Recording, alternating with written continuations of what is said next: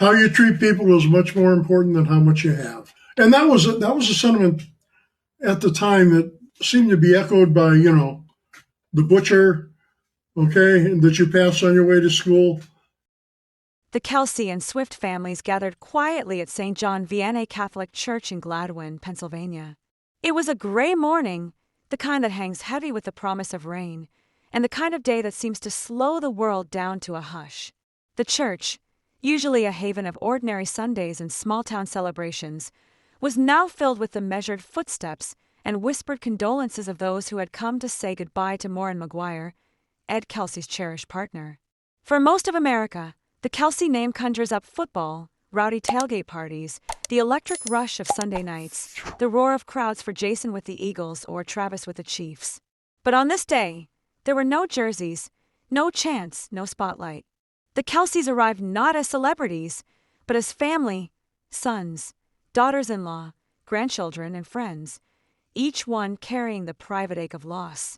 Ed Kelsey, a man whose booming laugh was legend at high school football games, was flanked by his sons.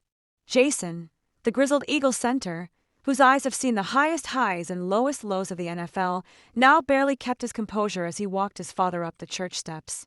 His brother Travis, known for his bright smile and the effortless joy he brings to the field, looked utterly subdued, his eyes cast downward, his usual exuberance replaced by a somber gravity.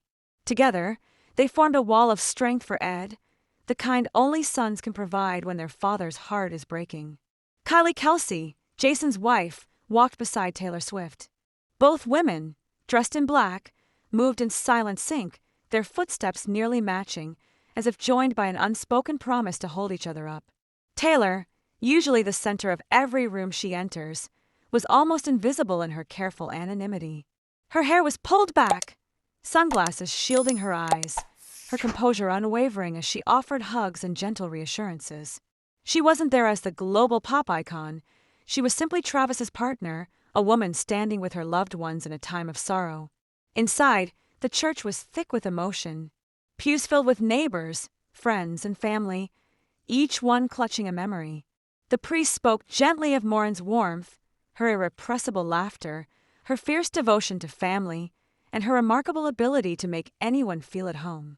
Between the prayers and the music, stories floated through the sanctuary, holiday dinners brimming with laughter, backyard football games where everyone played and no one kept score, afternoons in the kitchen where Maureen's easy humor and kindness brightened even the dullest days. The organ's somber notes mingled with muffled sobs, each note a thread in the tapestry of grief and remembrance. As the service wound down, Jason and Travis joined the other pallbearers. They set their shoulders and lifted the casket, their steps deliberate and heavy as they made their way down the old stone steps of the church. Every footfall seemed burdened with the finality of goodbye.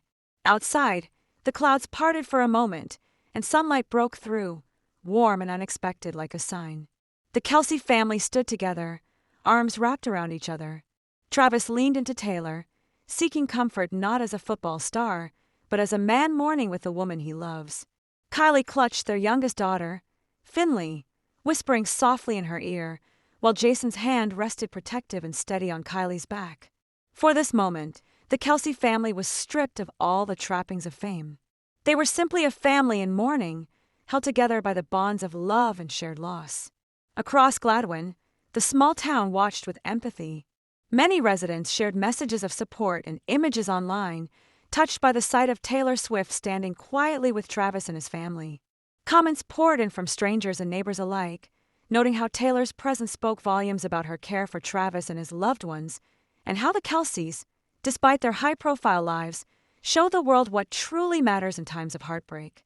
In the days leading up to the funeral, Jason was seen at home with Kylie and their 4 daughters. They retreated from the public eye, spending quiet mornings playing in the backyard, their Irish wolfhound ambling through the grass. The Kelsey home, with its pool and waterfalls and plans for future additions, wasn't just a symbol of success. It was a sanctuary, a place where the small moments of joy and togetherness could be cherished, especially in the face of loss. For Ed Kelsey, Maureen's absence was a wound that would never fully heal. She had been his partner in every sense, his confidant, travel companion, and best friend. Friends reminisced about the way Ed and Maureen shared everything: games, concerts, long walks with their dog Butch, and dinners that always ended in laughter. The void she left was impossible to measure. The online obituary painted a vivid picture of Maureen Maguire, a woman who hadn't grown up in a football family but learned to love the sport for Ed's sake.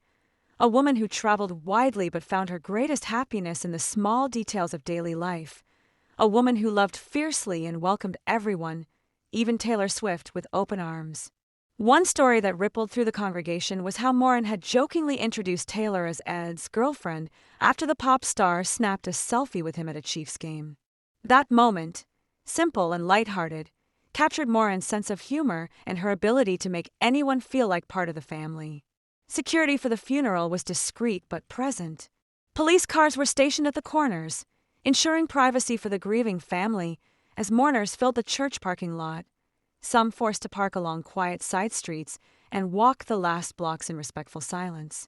The crowd included old friends, neighbors, and even strangers who felt compelled to pay their respects after reading Maureen's story online.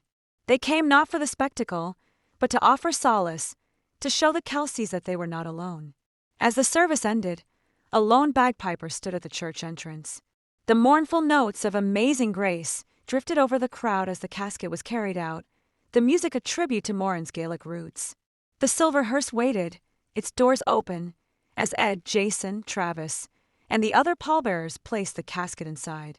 The moment, so final, was softened by the quiet hugs, clasped hands, and whispered words of comfort exchanged on the church steps. After the public farewell, a private burial was held, attended only by close family and friends. Ed, in a gray suit, moved quietly among the guests, embracing each one, sharing tears and memories as they laid Maureen to rest.